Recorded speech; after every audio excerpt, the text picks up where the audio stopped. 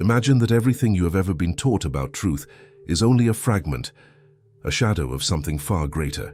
What if the greatest spiritual masters in history were not teaching different paths, but pointing to the exact same truth?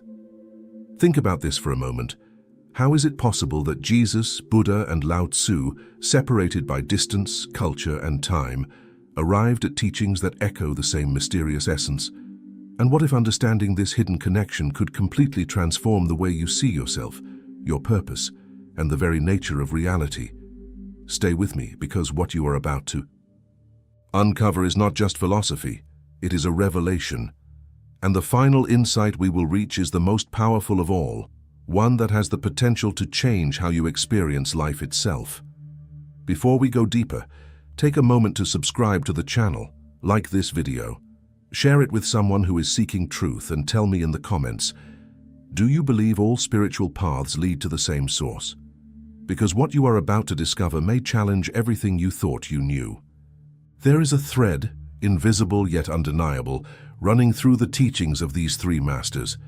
Jesus spoke of the kingdom of God being within you. Buddha taught that enlightenment is not something to be given, but realized through deep awareness.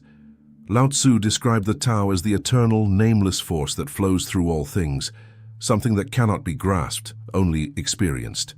Different words, different symbols, but the same direction, all of them pointed inward, not to temples, not to rituals, not to external authority, but to something silent, something vast, something already present within you. Why? Why would three of the greatest spiritual minds in human history guide us away from the external world and toward the inner self? Could it be that the truth we seek has never been outside? Or even more unsettling, could it be that we have been conditioned to look everywhere except where the answer truly is?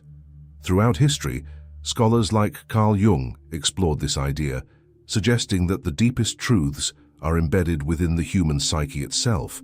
Philosophers of the perennial philosophy, such as Aldous Huxley, argued that all authentic spiritual traditions share a single, universal core. Even ancient Hermetic teachings whispered the same principle: as within, so without. So let me ask you, when was the last time you truly looked within, not at your thoughts, not at your identity, but at the awareness behind them? What if that awareness is the key? What if the one truth shared by Jesus, Buddha, and Lao Tzu is not something to believe in, but something to experience? And what if everything you are searching for has been waiting for you in silence this entire time? In the next part, we will begin to uncover the first layer of this truth, one that may completely reshape your understanding of who you are. There is a subtle but profound shift that happens the moment you stop searching outside and begin observing Peter. Jesus expressed it clearly. The kingdom of God is within you, not in the future, not in some distant heaven, not reserved for the chosen few. Within you. Buddha, in his awakening, discovered something equally radical. He did not become something new. He removed illusion. He saw through the layers of desire, fear, and attachment, and realized what had always been there. Lao Tzu, in the Tao Te Ching, spoke of returning to the source, to a state of natural harmony, where the mind no longer resists the flow of existence. Three paths, one direction. But here is where it becomes uncomfortable. If the truth is already within you, why don't you experience it? Why does life feel confusing, chaotic, and disconnected? The answer, as these masters suggested, lies in illusion. Not illusion as something mystical or supernatural, but illusion as misperception, a false identification. You have been taught to believe that you are your thoughts. Your fears define you. Your past defines you. Your name, your story, your successes, your failures, all of it becomes your identity. But what if that identity is not who you truly are? This is where the teachings begin to converge with striking clarity. Buddha called it the illusion of the self, the idea that what you call I is nothing more than a collection of changing experiences. Jesus challenged the ego through surrender. Whoever loses themselves will find themselves. Lao Tzu spoke of dissolving the self into the Tao, becoming like water, formless, adaptable, free. And modern thinkers like Eckhart Tolle echo this same realization, that the voice in your head is not your essence. It is a construct. So let me ask you something deeper now. If you can observe your thoughts, who is the observer? If you can notice your emotions, who is aware of them? There is something within you that remains unchanged while everything else shifts. Thoughts come and go, emotions rise and fall, identities evolve, but awareness remains. This is the doorway, and yet most people never step through it. Why? Because it requires letting go of everything you think you are.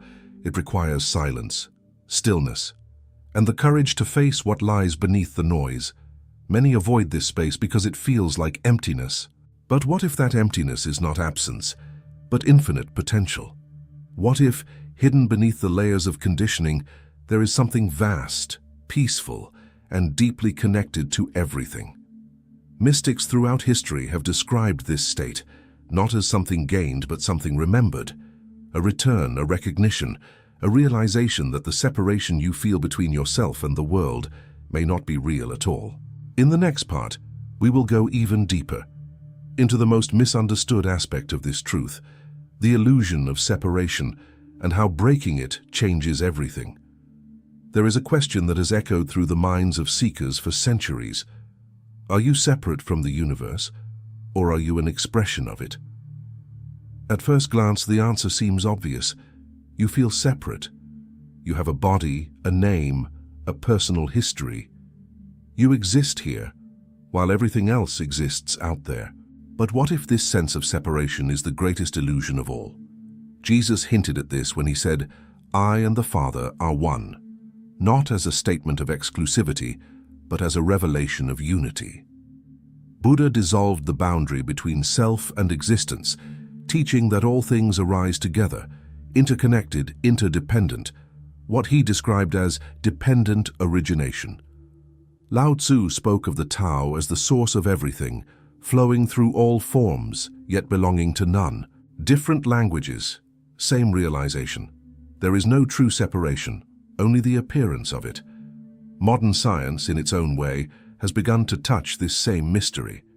In fields like quantum physics, researchers observe that at the most fundamental level, everything is interconnected, particles influencing one another across space in ways that defy classical understanding. Philosophers like Alan Watts often describe the human being not as a separate entity, but as something the universe is doing, in the same way a wave is something the ocean is doing. So let me ask you, if you are not separate from existence, what does that mean for the way you live? What happens to fear when there is nothing outside of you to threaten you? What happens to loneliness when you realize you were never truly alone? What happens to control when you understand that life is not something you fight against, but something you flow with? This is where the teachings of these masters become deeply transformative, because the illusion of separation is the root of suffering. When you believe you are separate, you feel incomplete. You chase, you resist, you compare, you fear loss because you think something can be taken from you. But when that illusion begins to dissolve, something extraordinary happens. You no longer experience life as a constant struggle. You begin to trust, you begin to flow, you begin to see beauty not as something external, but as something arising from the same source that you are. This is what Lao Tzu meant by effortless action, moving in harmony with the Tao. This is what Buddha embodied in equanimity, remaining undisturbed by the changing tides of experience. This is what Jesus expressed through unconditional love, seeing no separation between himself and others. And here is the deeper realization. If there is no separation between you and the whole, then the truth you seek is not somewhere else. It is what you are, not your personality, not your story. But the awareness behind it all, the presence that experiences everything without being limited by anything. So why is this realization so rare? Why do so many people hear these words, yet never truly grasp them? Because understanding this truth is not enough. It must be lived, it must be experienced directly. And that requires something that most people resist: letting go. In the final part, we will uncover the most powerful insight of all, the one that transforms this understanding into a living reality and reveals how you can begin to experience this truth for yourself. Now, we arrive at the most powerful realization of all. The one truth that Jesus, Buddha, and Lao Tzu shared is not a belief, not a doctrine, not something to be accepted blindly. It is something to be realized directly. You are not separate from the source of all things, and the truth you seek is already within you, as awareness itself. But here is where everything changes. Knowing this intellectually will not transform your life.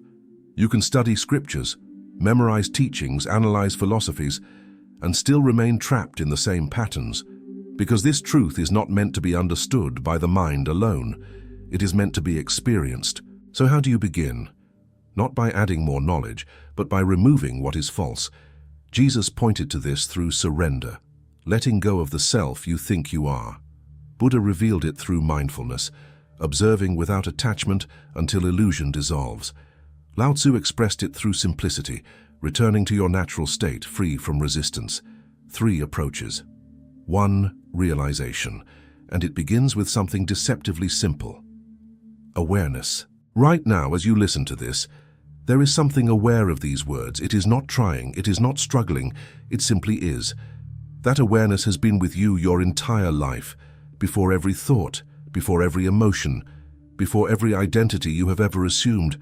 It has never changed, and yet you have rarely noticed it. Why? Because your attention has always been captured by what appears within awareness, instead of awareness itself. Thoughts, distractions, endless noise. But the moment you turn your attention inward, something shifts. You begin to see that you are not the voice in your head. You are not the story you tell yourself. You are the silent presence behind it all. And in that realization, there is a profound sense of peace, not because the world changes, but because your relationship to it does. Fear begins to lose its grip. Attachment begins to soften. The constant need to control begins to fade. And in its place, something deeper emerges. Clarity, stillness, a quiet sense of unity with everything that exists. This is what the masters were pointing to, not a path to follow, but a truth to awaken to. So let me leave you with this. What if, for just a moment, you stopped searching? What if you stopped trying to become something and simply observed what is already here? Who are you, without your thoughts? What remains when everything else falls silent? If this message resonated with you, take a moment now. Subscribe to the channel, like this video, share it with someone who is ready to awaken, and tell me in the comments. Have you ever experienced a moment where you felt completely present, completely connected, beyond thought? Because that moment, that silent, aware presence, may be closer to the truth than anything you have ever believed. And perhaps it has been with you all along.